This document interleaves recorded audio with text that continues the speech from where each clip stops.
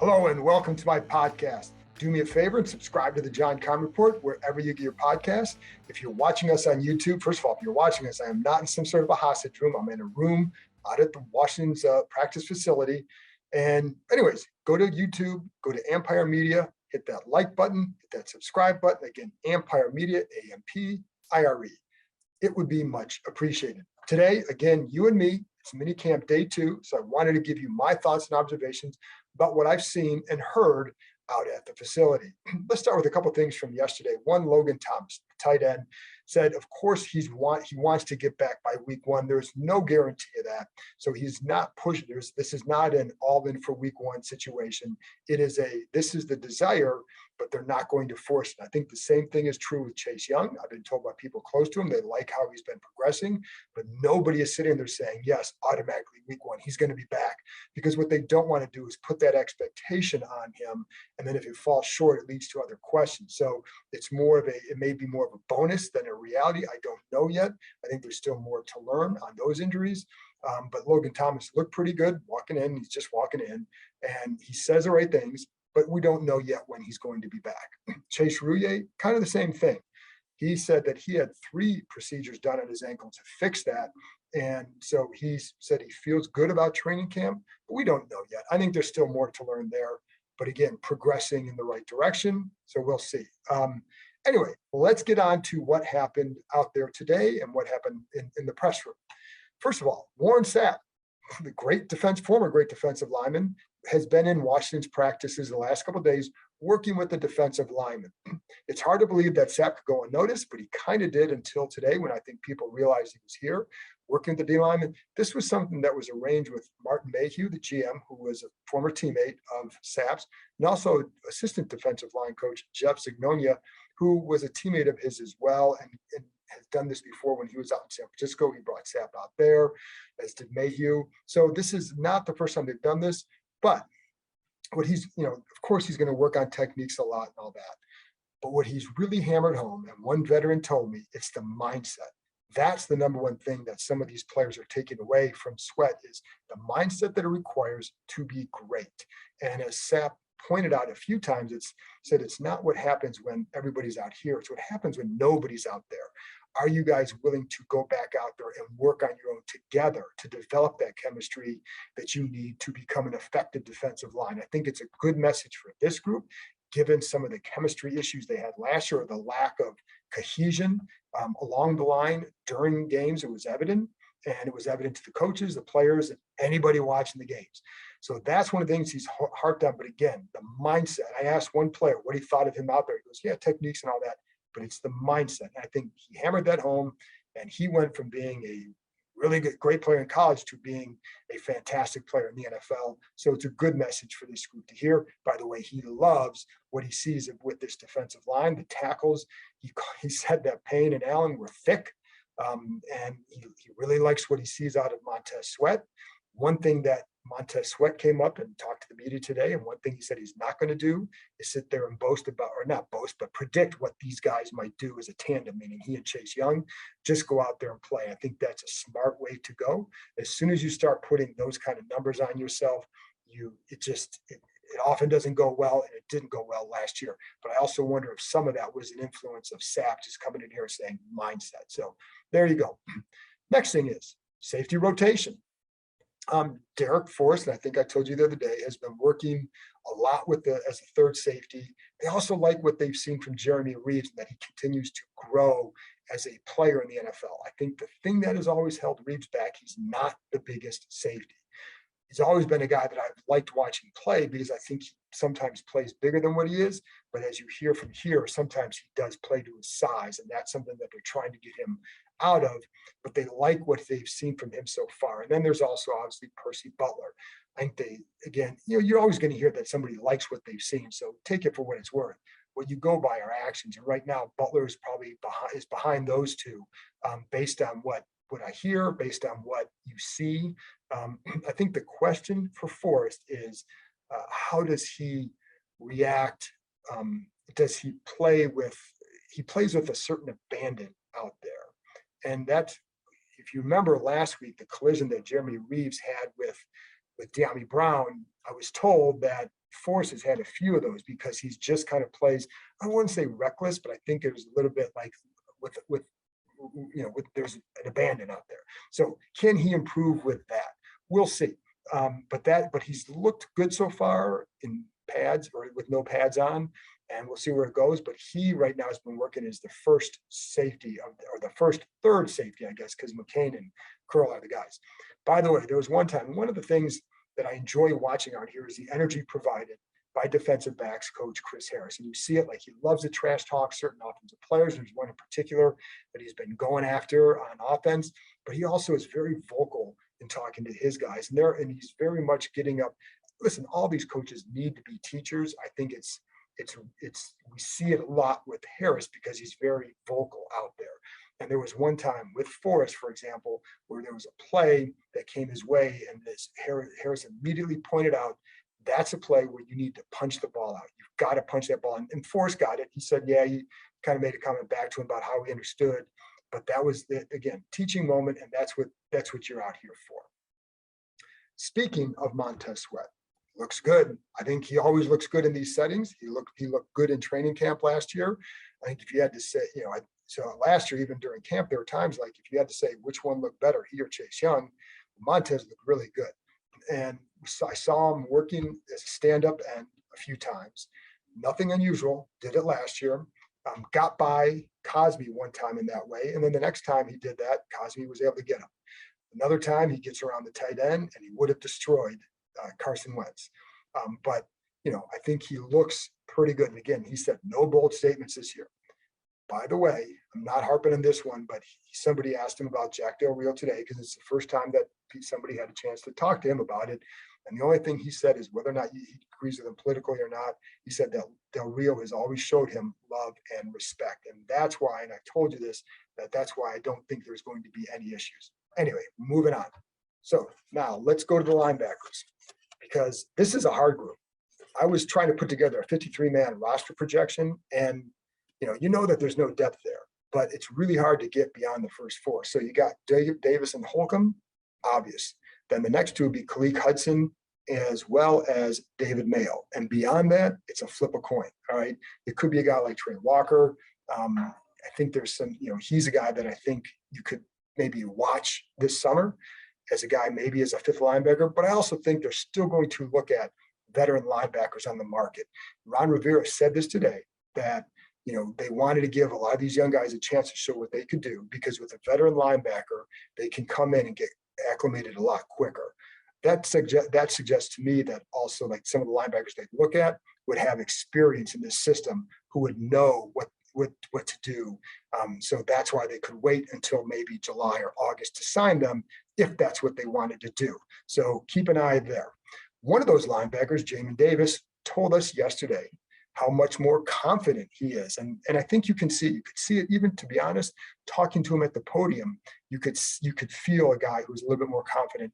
And I asked somebody about that today, and they said they absolutely can see the confidence that he's now playing with. Now, I'm going to caution and say he's not where they need him to be. And I don't know when he's going to get there.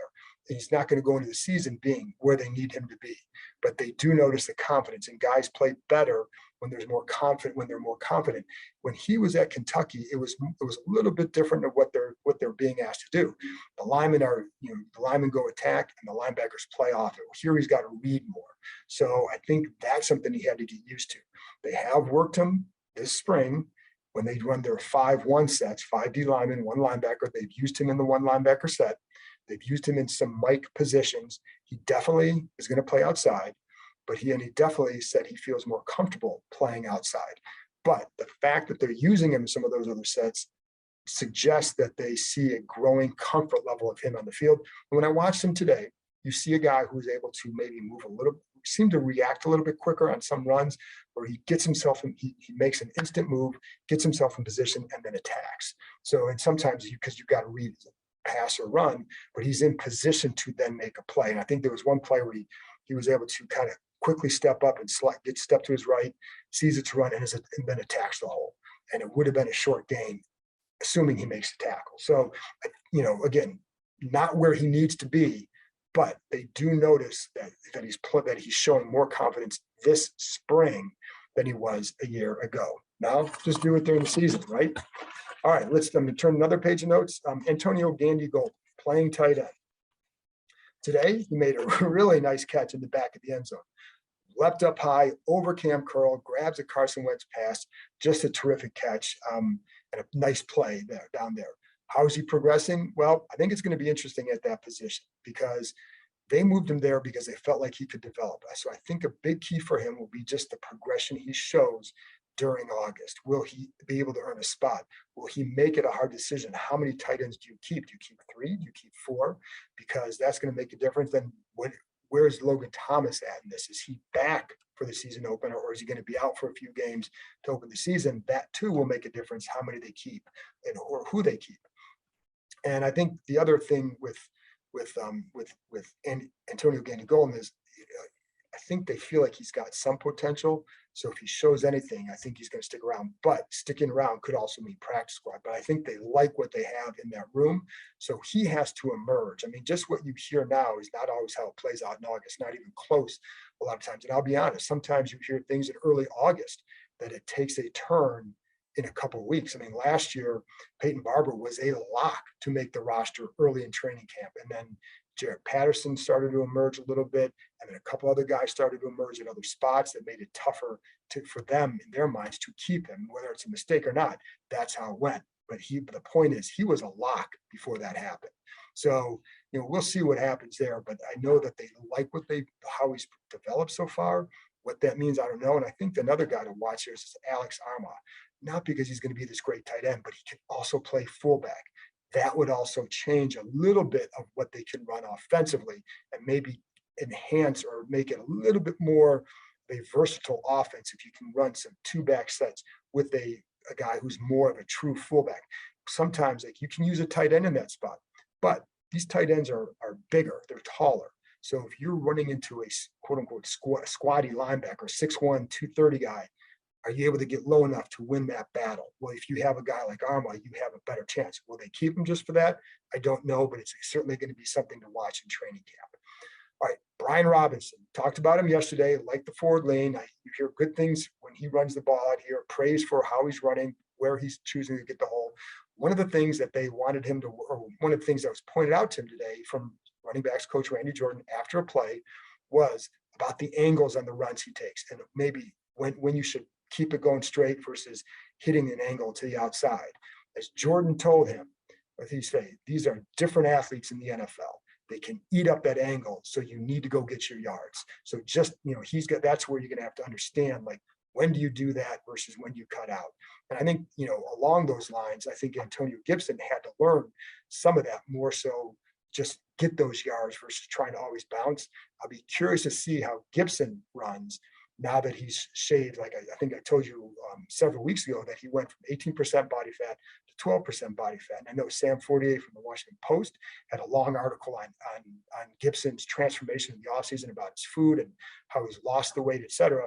And so that combined with the work he did in Dallas at a training facility left him feeling pretty confident about how explosive he might be. But losing that weight can get him a little bit quicker, a little bit faster, which will help this running back core. All right, finally, Taylor Heinicke. He again spoke to us today, talking to the media. One of the things that he did this offseason, because what's the big knock on him? Arm strength. So one of the things he did for the first time, I'm a little bit surprised it was the first time, but he went out to California to work with a coach, Adam, I think it's Adam Dato, who is a guy who has worked with Tom House, who is a guy that a lot of quarterbacks use. Tom House used to be a pitching guru and made his mark in baseball. But he took the mechanics from there and helped a lot of quarterbacks. Colt McCoy went to him. A lot of others have gone to him. And it was about the mechanics. So what Heinicke wanted to go there is to work with him on strengthening his arm. And the way he said that he can do that is little things, the hip and getting your hips more involved in your throw. Are you throwing off your front foot or your back foot? Because then it's going to make a difference as far as how much velocity you can put on the ball. So little things like that are what he was working on. I will say, it's funny because today I thought like Carson Wentz had some off-target throws and a couple drives. It was like, not so great. I think Heinicke had some of those drives through a deep ball that was picked off by Corn Elder. I don't know where he was going with the ball, and it may not have been his fault. Maybe a receiver runs the wrong route. But he also threw, both of them also had some really nice throws as well. And I think there was one, it was a perfect ball to Markin Michel down the right side. I believe it was Cornelder in coverage, just dropped a dime in there. And Cole Kelly had one like that to him as well. And it was a perfect throw by Heinicke, and Jeremy Reeves was coming over. Now, maybe Reeves breaks it up. I don't know. And maybe he was, but that's one thing that's hard to tell. He did learn not to hit the guy, but it was a really nice ball by Heinicke. And by the way, Markin Michel is the guy I told you that when I was talking about Chris Harris, basically liking to talk trash to guys. It's been Markin Michel like that. For some reason, those two have been going at it, and Harris was going at him big time yesterday. Very playful. And then today, after Michel caught that long ball, I started looking for Harris. He goes, "Where are you at? Where are you at? Where are you at?" And so that's the kind of fun stuff that you like to see in practice, because that's what kind of builds camaraderie, I think. And even though this guy might not even be on the roster, but I think Harris has an ability to do that. One of the things he does well with that, he does bring energy, and I think he does have a lot of fun out there. There's an example. Anyway, that's it for minicamp day 2. Actually, one more thing on Terry McLaurin. Always something on Terry McLaurin. Ron Rivera talked today about how they feel like they certainly value him. He said they're not going to trade him. I knew that was never going to happen, but they value him, and I think they feel good about where this is headed. And I will say I've heard that as well, even just in different places. That I've always told you, I think there's a lot of optimism about this, and I do think that Terry not being here was a big deal, only in the sense that it let everybody know that he was dissatisfied with maybe the direction of where things were, or maybe not the direction, but where it was at. So could that have sped things up? Maybe. But I still think they're going to get it done. And, my optimism level, I think the other day I dropped it to a 7. I'm probably going to go back up to an 8 out of 10 that they get this done. I just don't see that they can do anything but get it done. So I think everybody's going to be able to take a deep breath at some point. If I had to guess, before training camp, certainly. Now, when into that timetable, I don't know. Could it be tonight? Who knows? I wouldn't be shocked at whenever the timing of this goes. But I think the point is that there is optimism there, especially on this side. They clearly value him. They clearly know what he means to the organization. And I think it's just a matter of the contract reflecting that for McLaurin. And then we'll see. So, but again, whatever you say about the optimism, whatever I say, it still comes down to, do you get it done or do you not? Actions louder than words. There you go. That's it for me. I'll be back on Thursday with a minicamp day 3 update. Talk to you next time.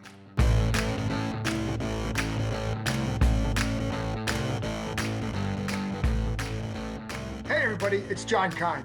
Do me a favor and hit that subscribe button, and I'll continue to bring you guests who provide excellent insight into the Washington Commanders. And while you're here, check out the other terrific content on the Empire Media Network, including Inside the Cap with Joel Corey and All's Caps with Steve Wino and former Washington Capital Carl Alsner. Go ahead, hit that subscribe button.